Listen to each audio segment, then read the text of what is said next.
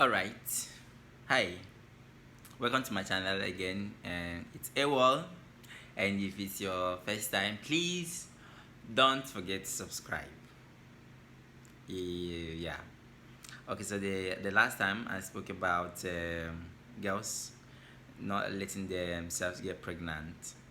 Then today I want to address another issue. I don't know if I don't know if I want to be doing this.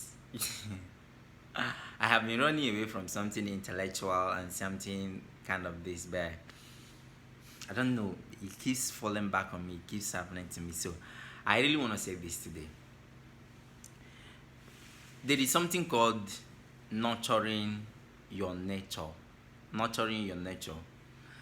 I felt this became necessary because these days I've come in contact with a lot of people, a lot of both girls and guys, male and female, that have come to say, this statement, this statement is now popular among most people. Like, this is who I am. This is who I am. Accept me like this or bounce. Deal with me like this or fuck out. Come on. This is not who you are. That statement is fucked up. It is stupid. This is not who you are. If who you are is rubbish, it's bad, and people have told you consistently that it is bad, your way of life is bad, it is not who you are. You are not rigid. It is not irredeemable. That's your nature, accepted. But I'm here to tell you that nature can be nurtured. So the aim of this video is to tell us, to remind us that nature can be nurtured. You were created in a certain way, or you grew up in a certain environment. So a whole lot of things, so many things. There are reasons why people do what they do. Let's just start from there. All right. There are many reasons why people do what they do, and the greatest of it all is environment. Trust me, environment. People, psychologists have tried to argue, about if some attitude are inherited, hereditary. If people inherit, is the brain tabula rasa? Like, is the brain empty when we are born, or does it contain some things, from infancy, like from the womb? Do we have some stored data in our brain? Because if you say for instance that I behave like my father, that I have the traits of my father or my mother, it means therefore that this thing was somewhere embedded in me when I was born. All right. That is subject, actually, that line of thinking, or that school of thought, is subject to argument. I can decide to argue it that, see, we're not born with any attitude. Trust me, we are not born with any attitude.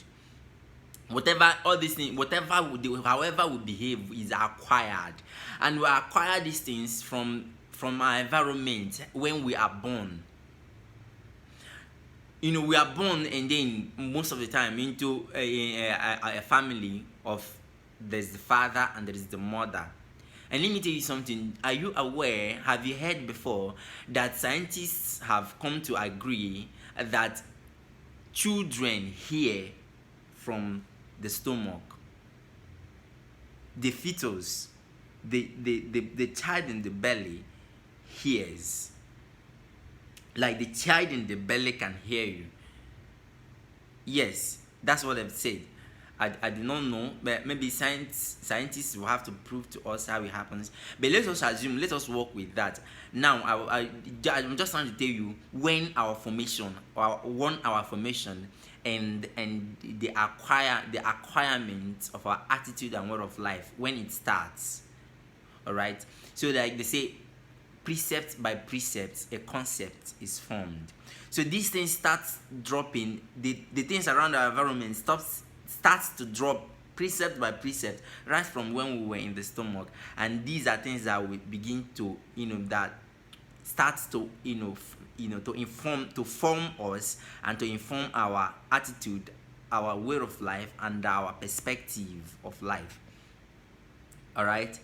A child born, for instance, there is, we hear today about insurgencies, we hear today about terrorists. A child born into the camp of, let's say, Boko Haram, for instance. A child born into the camp of Boko Haram, like all these things that Boko Haram kidnap women, or even those that willingly married them, and then they go into the camp, make these women pregnant, and then the child is born into that camp, and the child grows up in that life. All right, from childbirth, all his life he has seen, what he has seen is gone. Like, he sees people carrying gun, he sees people's throats being slitted, like those that are captive that were taken, and either because ransom are not paid, or maybe because the terrorists just want to show strength, for a demonstration of strength. They want to make videos, and then they slit the throat of their captives. And this child is seeing these things. These things are registering.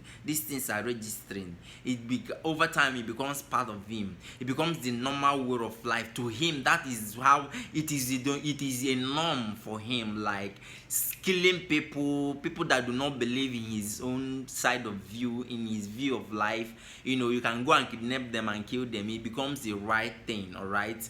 It is going to take a whole long time for him to come to understand that thing he was raised with, that thing he grew up seeing in his environment is wrong.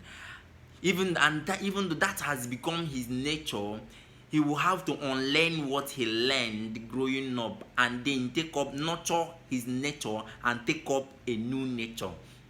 So let us just say it's going to take like something like a Hegelian dialectics form of, dialectics form. Like, this is the old you. You have to work on it to this place, and then so you take a new form. All right. So I'm just giving this background to tell you how we behave. For instance, if I'm hot tempered, all right, if I'm hot tempered, so many things must have informed it. Maybe growing up, I was allowed to express my anger, so many things. And then, do you know, hot temper sometimes has, hot temper has psychological explanation to it. So many people that are hot tempered, they have a whole lot of things going on in them, going on inside of them, that, a little trigger, that is its expression of frustration. That is them. That is explosion of vested anger, of suppressed anger, of suppressed emotions. That is why that is the hot temper. So, for instance, you are hot tempered, and people are telling you, you are hot tempered. Work on your temper. Your temper is bad, and it's my nature. You work with my nature, or you fuck off. No, you can nurture your nature. You are hot tempered, and almost everybody is complaining you are hot tempered. You can work on your nature. You can decide. Okay, I'm going to. You can choose how you react. I'm saying, relationships are falling apart these days because nobody wants to understand each other anymore. From my perspective, love is not what keeps a relationship. Love will come distant third if I were to rank what keeps a relationship. But this is going to be a matter of another day. It is tolerance and understanding. It is the ability to shift ground. When you come in contact with someone, you need to understand how this person works. You need to understand how the other person, his way of life, his or her way of life, his views and perspectives. Now you're not gonna, nobody is asking you to drop all your views and convictions for the other party. No, but you don't have to insist on everything of you. This is who you are, and then you carry yourself that way, and you expect the other person to accept you that way. No, it is not a mark of intelligence and a mark of civility at all. It shows you are so uncivilized, so rascal, and so empty in the head. Anybody who is formed and educated and intelligent knows that whenever you get into an environment, you adjust to the new environment. Whenever you come in contact with a new person, you adjust to the person. Nobody is say, like I said earlier, you must not become what the person is, but there has to be an agreement point. Okay, hi, normal you now ogbolo you dey like, normal you now ogbolo you dey like, you dey like eat ogbono, you dey like eat draw soup like if you eat draw soup from January to December, but now you are in a relationship with somebody that likes egusi. All right, so it is you cannot insist that see, this is my house, or if you're the woman, I'm the one cooking, I'm the one, it's my kitchen. If